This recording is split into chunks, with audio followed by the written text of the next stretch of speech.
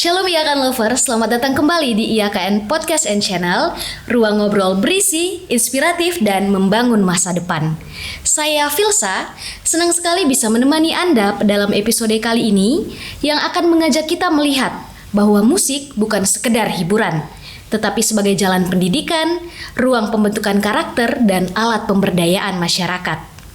Hari ini kita mengangkat tema yang sangat relevan dengan konteks Nusa Tenggara Timur dan Indonesia secara umum, yaitu musik untuk semua, membangun akses dan ruang belajar formal melalui seni musik. Selama ini musik sering dianggap sebagai bakat alam semata. Kalau ada panggung, ya tampil. Kalau tidak ada, ya cukup berhenti di hobi. Padahal musik adalah ilmu, keterampilan, dan profesi yang bisa dipelajari secara terstruktur, formal, dan berkelanjutan, terutama melalui jalur pendidikan kejuruan seperti SMK Seni dan Musik. Tema ini juga sejalan dengan semangat Asta Protas Kemenak RI, khususnya pada pendidikan unggul, ramah, dan terintegrasi, pemberdayaan umat, dan penguatan budaya lokal sebagai identitas bangsa. Untuk membahas topik ini, kita telah hadir bersama seorang pendidik, seniman, juga seorang rohaniwan yang konsisten memperjuangkan musik agar semakin terakses, bermartabat, dan memiliki ruang belajar formal di masyarakat. Mari kita sambut narasumber kita hari ini, Bapak Pendeta Joni Riwutadu MSN. Halo Bapak, bagaimana kabar hari ini? Baik sekali. Baik, ya. Mungkin saya boleh panggil dengan Pak Jon? Pak Joni. Oke, baik. Ya. Pak Joni, baik ya. Bapak.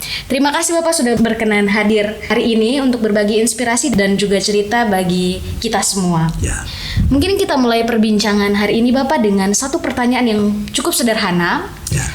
Menurut Bapak, mengapa musik perlu dipandang sebagai bidang pendidikan yang serius dan formal, bukan sekedar bakat atau hiburan semata? Ya, musik memang perlu dipandang sebagai bidang pendidikan yang serius dan formal. Kenapa? Ya, walaupun memang musik dapat lahir dari bakat alami seseorang, ya, atau menjadi alat hiburan tadi, tapi musik itu bukan sekedar bakat alam atau hiburan saja. Ya, melainkan musik itu juga merupakan bahasa apa yang disebutnya bahasa universal yang memiliki sistem baik pengetahuan, juga disiplinnya, dan juga metodologi yang jelas.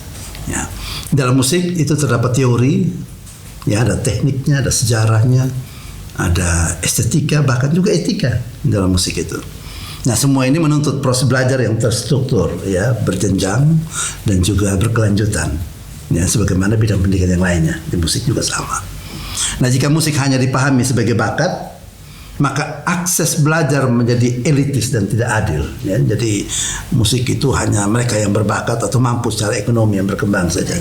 Ya, nah, pendidikan formal, ya, pendidikan yang terstruktur yang jelas itu justru membuka ruang bahwa musik itu bisa dipelajari oleh siapa saja dengan pendekatan pedagogis yang tepat. Baik. Gitu. Ya, sekira itu. Ya, baik Bapak. Lalu kira-kira apakah ada dampak yang akan ditimbulkan kalau misalnya anak-anak dan generasi muda ini tidak diberi ruang belajar yang jelas dan terstruktur? Ya, memang dampak jika musik tidak diberi ruang belajar yang jelas dan terstruktur itu ialah pertama, ya, potensi anak itu tidak berkembang secara optimal. Ya, karena itu hanya hobi saja. Sementara kalau mereka mau, ya mereka buat, tapi kalau tidak, ya tidak berkembang. Tapi kalau dalam jenjang pelajaran yang formal itu tentu ini mereka akan optimal. Jadi kalau tanpa itu berarti tidak berkembang optimal. Dampak yang berikut, ya, musik diperlakukan sekedar aktivitas tambahan, ya, dan bukan sarana pembentukan. Nah, dua hal yang penting itu intelektual dan juga karakter musik itu. Ya. Yang ketiga, dampaknya itu minimnya regenerasi musisi, ya, karena ya hanya hobi saja, ya baik kalau berkembang. Kalau lewat pendidikan formal justru ada regenerasi musisi, dan juga pendidik musik yang kompeten, gitu. Nah, yang keempat, ya, kalau dampaknya itu ialah hilangnya nilai disiplin, karena dalam musik itu ada nilai disiplin, ada nilai ketekunan, ada tanggung jawab yang seharusnya dibentuk melalui proses belajar musik itu. Baik, baik Bapak. Kalau begitu bagaimana Bapak melihat peran SMK sebagai ruang strategis untuk membangun kompetensi musik, baik dari sisi teknik, teori maupun karakter? Ya, memang saya bersama Yayasan Persekutuan Remaja Elim itu mendirikan SMK, ya, dan memang ini SMK satu-satunya ada di NTT yang punya program keahlian musik. Nah, memang ada tambahan lagi dengan tari, juga broadcasting film khusus radio. Nah, tapi untuk musik ya ini memang pertama ada di NTT. Nah, kami tempatnya itu ada di Nekmese, itu Kecamatan Amaras Selatan, Kabupaten Kupang. Dan sekali lagi itu merupakan salah satunya sekolah seni di NTT, baik seni musik, seni tari, dan juga seni broadcasting film, ya khususnya radio tadi. Nah, kami dirikan sekolah ini karena melihat peran strategis SMK dalam pendidikan musik. Ya, setelah saya juga dosen juga tidak tetap di IAKN, anak-anak yang masuk sini kan dengan pengetahuan yang nol lah boleh kita. Dan itu setengah mati kita ajar notasi saja, angka saja setengah mati, apalagi notasi balok. Ya, jadi karena itulah saya punya punya cita-cita, punya kerinduan, apalagi ketika kami di Jogja ada sekolah musik yang baik. Ya, saya punya niat untuk bangun sekolah ini, makanya kami bangun ini. Nah, SMK itu memiliki posisi unik. Kenapa? Karena dia mengintegrasikan kompetensi teknis, ya, pengetahuan teoritis, dan juga pembentukan karakter kerja. Ya, karena SMK itu kan orientasinya langsung kerja, jadi dia juga punya pembentukan karakter kerja. Nah, dalam konteks musik, SMK itu dapat menjadi ruang pembelajaran yang pertama itu sistematis, ya, karena dia punya kurikulum yang jelas. Kemudian yang berikut dia kontekstual, ya, karena sesuai kebutuhan dunia kerja, dunia industri, apa yang kita kenal dengan DUDI, juga bagi pelayanan di gereja misalnya. Kemudian yang berikut, SMK juga menjadi ruang pembelajaran yang produktif. Artinya dia melahirkan lulusan siap bekerja. Jadi SMK sendiri yang utama itu dia siap bekerja. Mau jadi musisi juga silahkan bisa. Nah, tapi juga kalau mau lanjutkan juga ke perguruan tinggi juga sangat mungkin. Gitu. Nah, jadi dia samping siap bekerja, ya sekali lagi di samping bila ada keinginan untuk lanjut ke perguruan tinggi. Nah, musik di SMK tidak hanya soal bermain alat. Ya, tidak sekedar bermain alat, tapi juga dia mampu untuk membaca notasi, dia memahami teori musik itu dengan baik, dia punya kemampuan juga dalam teknologi musik, juga dalam manajemen pertunjukan, sampai kepada etika profesi. Nah, itu juga mereka diajarkan juga etika profesi juga. Ya, bagaimana ketika dalam pekerjaan mereka juga punya harus apa yang harus dilakukan, dan juga itu memberi dampak pada apa yang dilakukan bagi kepentingan orang banyak. Ya, nah kalau dari segi penjenjangan memang boleh dikatakan SMK ini merupakan tingkat dasarnya. Nah, kalau mereka mau lanjut misalnya di IAKN yang ada juga jurusan musik, maka ini boleh kita katakan ini tingkat lanjutan. Jadi sebenarnya tepat. Sehingga orang yang masuk di IAKN punya dasar yang kuat juga untuk mereka lanjutkan di perguruan tinggi. Nah, gitu. Baik Bapak, mungkin yang sering membuat penasaran ini Bapak, mungkin kita mengharapkan kalau musik ini bisa dipelajari melalui pendidikan formal. Nah, yang menjadi pertanyaan mendasarnya adalah apa sih memangnya yang menjadi perbedaan paling signifikan dari kita mempelajari musik secara informal dan dengan melalui pendidikan formal ini Bapak? Ya, perbedaannya itu baik belajar musik secara informal dan formal. Kalau informal itu dia bergantung pada tadi bakat atau juga lingkungan di mana dia ada, sehingga dia berkembang dengan musik seperti itu, artinya seni itu atau dengan bentuk musik itu. Tapi kalau di formal dia itu berbasis kurikulum. Nah, di sekolah kami untuk awal ini dari 2023 kami bangun sampai dengan sekarang masih menggunakan kurikulum 2013. Tahun depan baru kami sesuaikan dengan kurikulum yang terbaru untuk kurikulum Merdeka itu. Ya. Nah, yang kedua, kalau informal itu tidak berstandar, ya tidak terstandar.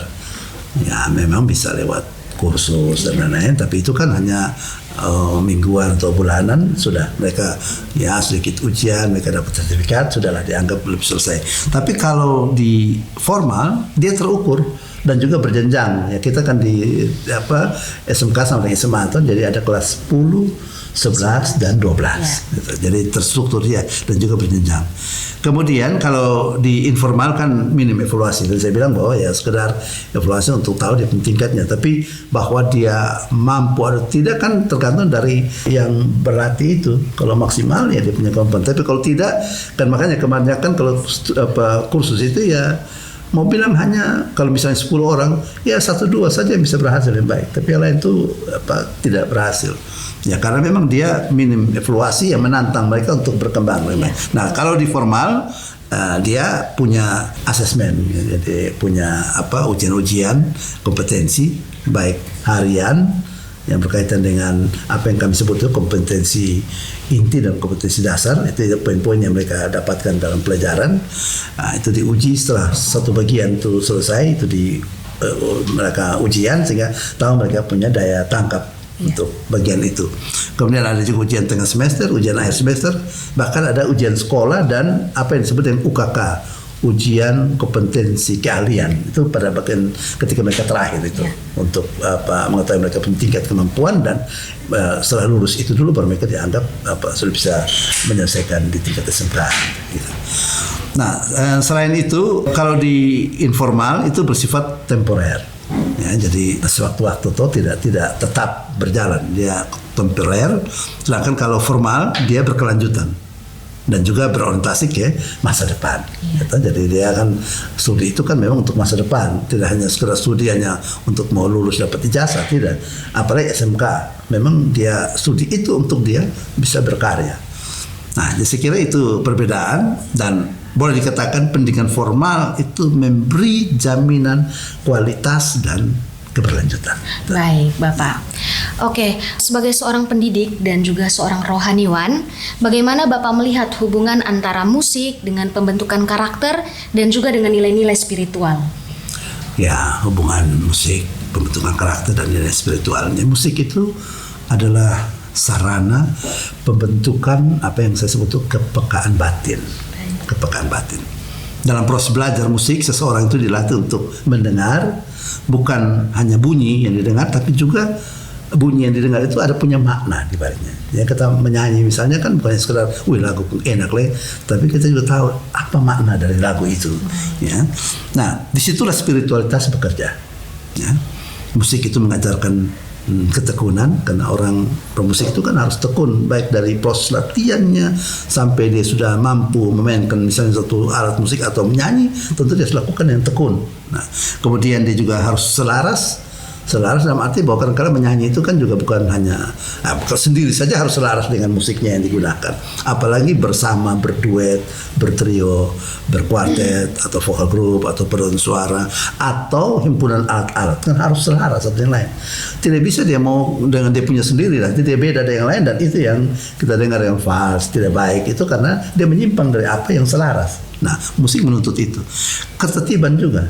Jadi mesti disiplin. Jadi tidak bisa ada yang mau suka-suka dia mau masuk duluan misalnya dalam bermusik, tidak bisa. Dia harus ikut, dia punya tata urut dan juga bagian yang harus dia ambil bagian dalamnya.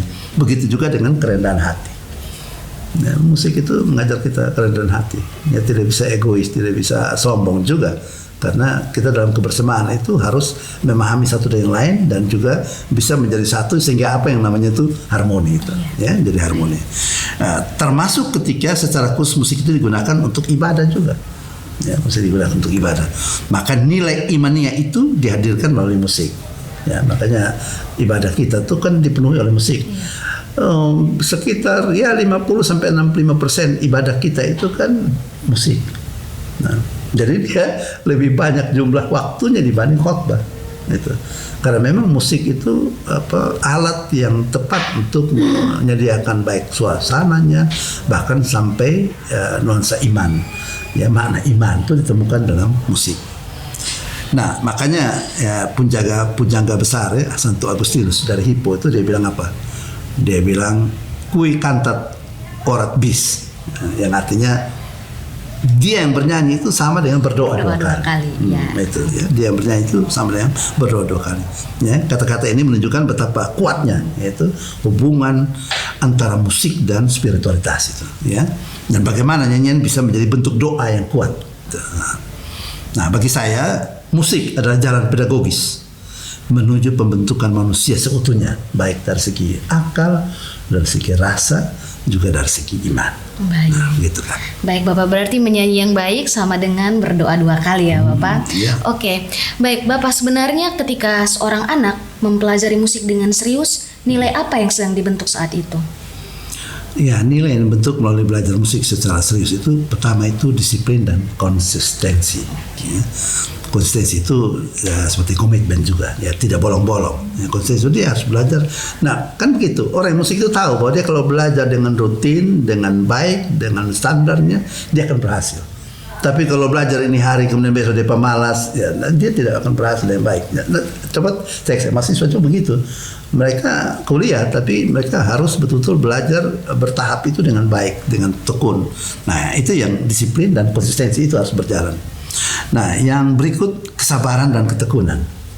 Sabar dan tekun. Kadang-kadang kan kita berlatih kemudian kita rasa setengah mati, tidak bisa. Nah, jangan kalah terhadap itu. Harus kalahkan itu dengan berulang-ulang, terus-menerus. Nah, itu butuh kesabaran, butuh ketekunan.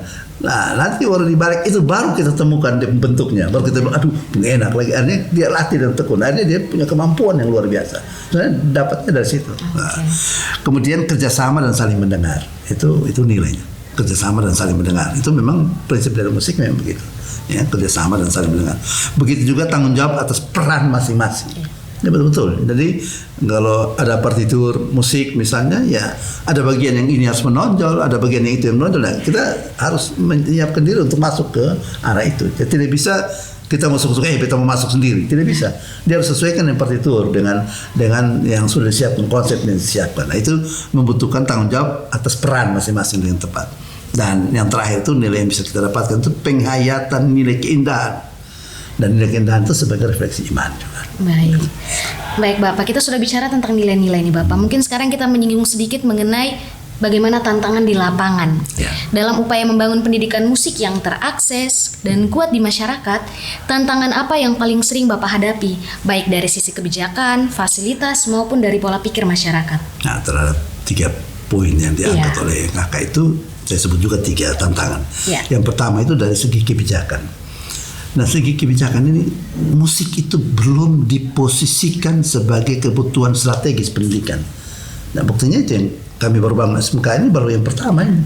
Ini kan sebenarnya kebutuhan, misalnya kebutuhan di masyarakat juga, kebutuhan pemerintah, kebutuhan apalagi gereja. Ini kebutuhan. Semua butuh organis, butuh penyanyi yang baik, ya, butuh hiburan bagi masyarakat, butuh juga pemerintah juga membutuhkan musik juga untuk menopang dia punya pekerjaannya, tanggung jawabnya. Tapi ya dia belum diposisikan sebagai kebutuhan strategis. Ya kalau ada ya syukur. Kami saja ketika mau bangun SMK saja, ya mau minta misalnya kalau di Gimit ya ada badan pendidikan itu, tapi ya mereka belum ada punya pikiran ke arah sana, jadi itu tidak menjadi prioritas, tidak menjadi pilihan. Makanya kami bangun sendiri itu karena pemerintah juga belum, kan tidak ada sama sekali kan, memang karena ini memang musik belum diposisikan sebagai kebutuhan strategis, belum. Nah, memang kita harus mulai. Makanya kenapa kami mulai dengan bangun SMK ini. Makanya ini tantangannya, ya, karena belum diposisikan sebagai kebutuhan strategis. Yang kedua itu dari segi fasilitas, memang keterbatasan alat, ruang dan pendidik yang profesional. Nah, kami berani mulai bukan karena semua lengkap, tidak ada juga. Tapi ya kami mulai ya berupaya pelan-pelan, beberapa alat yang ada kita mulai dari situ. Padahal sekolah kami ini kan jurusannya itu kan musik klasik. Nah, musik klasik itu paling tidak ada 17 alat yang harus disiapkan. Nah, kami baru sekitar 5-6 alat yang kami punya. Ya kami mulai dari situ. Yang wajib itu piano dan vokal. Nah, kita gitar tentu lebih mudah, tiup juga ya, trompet, trombon, horn, itu ya kita mulai dari situ karena kebetulan itu ada.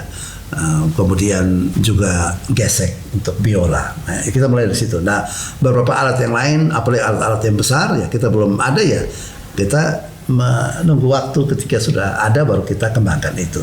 Tapi sasaran akhir dari sekolah kami itu sebenarnya dia harus berupa orkestra. Nah, itu sebenarnya orkestra. Jadi kalau semua alat ada dan kita punya sumber daya yang baik, pendidik yang baik, maka kita akan bentuk suatu orkestra. Jadi dan saya kira itu orkestra yang juga, nah di NTT ini orkestra itu orkestra yang minimalis sebenarnya, bukan semua alat yang ada di NTT ini ada di Kupang khususnya. Nah, kita bermimpi ke arah itu kalau memang kita bisa siapkan semua. Nah, itu tantangannya, kita masih butuh waktu dan juga dana dan juga dukungan dari semua pihak supaya semua keterbatasan alat, ruang dan pendidik yang profesional ini kita tingkatkan. Nah, ini tantangan juga. Nah, yang ketiga dari segi pola pikir masyarakat itu musik masih dianggap sebagai hobi. ya, hobi dan bukan untuk masa depan. Ini contoh saja, saya punya anak, dia pemain piano. Dia sebenarnya mau masuk ke ISI Yogyakarta, itu sekolah yang terbaik ya seni di Indonesia. Tapi mamanya tidak mau mati-mati. Mamanya bilang, musik itu bisa kursus ah. Nah, jadi kursus ah. Biar cari bidang yang lain. Jadi dia kuliah yang lain. Tapi ketika nanti baru dia tahu, ternyata musik itu luar biasa, baru mama tuh menyesal. Aduh, coba dulu kalau dia sekolah musik, wah pasti dia sudah tambah hebat, dia luar biasa. Nah itu karena orang masih anggap musik ini tambahan saja, hobi saja, ya, bukan untuk suatu masa depan yang terbaik juga bagi generasi kita. Nah ini yang tantangan yang ada. Nah ini kita mesti atasi tantangan ini sehingga betul musik ini menjadi bagian yang harus diberi perhatian untuk dikembangkan secara formal. Gitu. Nah. Baik, Bapak, mungkin dari tantangan-tantangan yang Bapak sebutkan tadi, kira-kira apa langkah realistis yang bisa dilakukan untuk menjawab tantangan-tantangan tersebut? Nah, langkah-langkah itu pertama, ya bagaimanapun harus ada advokasi. Baik. Advokasi kebijakan pendidikan seni yang inklusif. Jadi advokasi ini baik terhadap pemerintah sebagai yang bagaimanapun semua kan lewat pemerintah toh. Ya.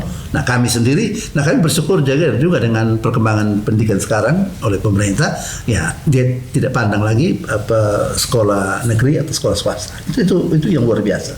Kami sangat senang karena kami menjadi bagian yang integral dalam dunia pendidikan karena dilibatkan secara penuh dalam semua hal yang terkait dengan pemerintah. Jadi dari dinas PK maupun dari kementerian semua kami dilibatkan. Kami masuk dalam data Podik misalnya, mendapatkan juga dukungan PIP misalnya, semua, pokoknya semua yang melakukan bagian bagi sekolah swasta kami dapatkan juga seperti sekolah negeri. Misalnya juga ada juga sekolah swasta lain yang sudah mendapatkan bantuan pemerintah dalam bentuk gedung, peralatan, itu luar biasa. Jadi kami sangat senang dengan ini. Tapi, bagaimana mereka punya perhatian khusus kepada seni musik, khususnya di NTT ini yang kami juga berharap ini mendapat perhatian. Nah ini memang harus advokasi, harus ada pendekatan juga. Saya juga pernah ketemu dengan Pak Gop yang sekarang sebelum dia terpilih, dan dia juga sudah beri pikiran pada saya, tapi saya belum ketemu dia lagi. Nanti saya berusaha ketemu supaya apa yang kita mimpikan bagi NTT juga dari segi seni dan adanya lembaga formal itu juga harus mendapat perhatian. Nah, yang berikut itu langkah realistis yang harus kita lakukan itu penguatan kemitraan. Nah memang kita SMK itu kan punya apa yang dikenal dengan DUDI, dunia usaha, dunia industri, di mana tamatan atau lulusan itu memang ditempatkan di dunia usaha, dunia industri. Jadi makanya kami selalu harus ada kerjasama, MOU itu. Dan itu harus dikuatkan, baik untuk gereja, untuk kampus seperti IAKN maupun komunitas yang lain. Makanya kemarin kami juga sudah lakukan MOU ya dengan IAKN, khususnya Fakultas Seni keagamaan. Kami sudah buat, bahkan kemarin Bapak Rektor IAKN justru omongan saya, nanti Pak Pendeta kita buat lagi ini MOU dengan IAKN. Jadi kami sangat senang dengan itu dan ini merupakan penguatan kemitraan sebagai langkah strategis itu. Kemudian perlu perhatian guru musik berkelanjutan. Karena guru kami memang ya lebih dari 50% tamatan IAKN yang seni musik ini. Dan mereka terus harus dikembangkan, mereka punya keterampilan untuk mampu baik mengajar siswa, tapi juga apalagi pada hal-hal yang nanti mereka yang saya bilang tadi, kalau sudah sampai ke jenjang orkestra itu butuh organisir yang luar biasa dan butuh kemampuan pendidik yang lebih mampu sehingga kita bisa manage itu. Karena kalau kita sudah dapat bentuk itu sudah berjalan terus, Nah ini yang kita mesti ke arah sana. Nah ini yang harus kita kembangkan, pelatihan guru untuk ke arah itu. Kemudian juga yang terakhir itu pemanfaatan potensi lokal dan juga musik tradisi sebagai basis pembelajaran. Jadi kita tadi memang seni musik klasik, memang alat-alat itu yang modern, tapi kita juga nanti akan menyiapkan satu sisi juga untuk kepentingan yang lokal. Ya, musik tradisi misalnya sasando, ya, gong dan lain-lain. Kita juga nanti beri perhatian itu. Nanti kita juga akan masuk itu juga dari satu bagian untuk juga ada dalam mata pelajaran, tapi apalagi di ekstrakurikulernya. Nanti kita akan masuk. Oke, baik Bapak. Sejalan dengan semangat Asta Protas Kemenak RI tentang pendidikan unggul dan pemberdayaan umat, kira-kira apa harapan Bapak terhadap sekolah, gereja, dan kampus seperti IAKN Kupang dalam memperkuat ekosistem pendidikan musik di Nusa Tenggara Timur ini?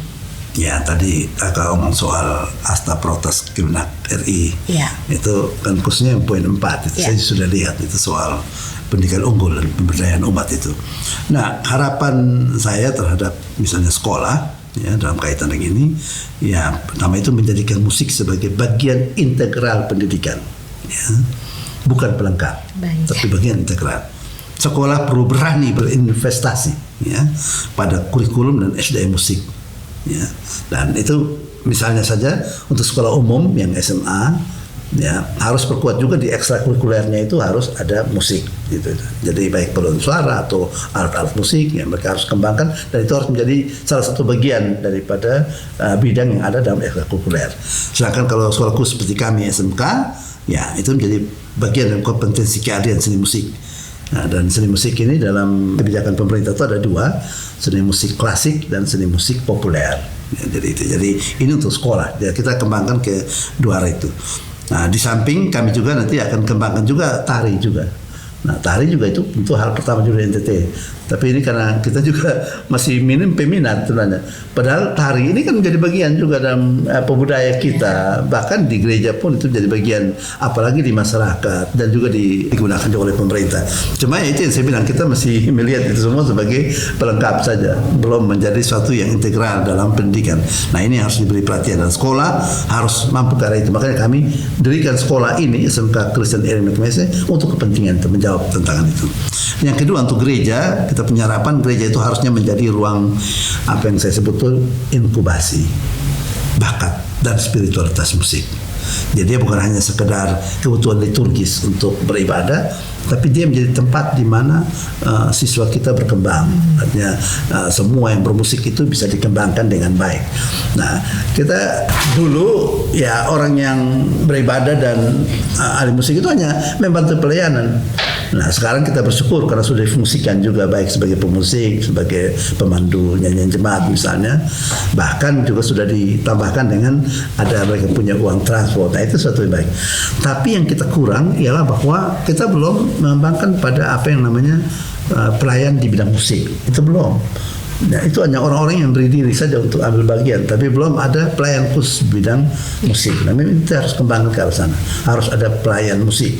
Nah, sehingga pelayan musik itu yang bertanggung jawab terhadap semua musik yang ada dalam ibadah gereja misalnya. Nah ini yang perlu kita kembangkan. Nah, ini kita harap gereja bisa terbuka untuk hal ini ke depan.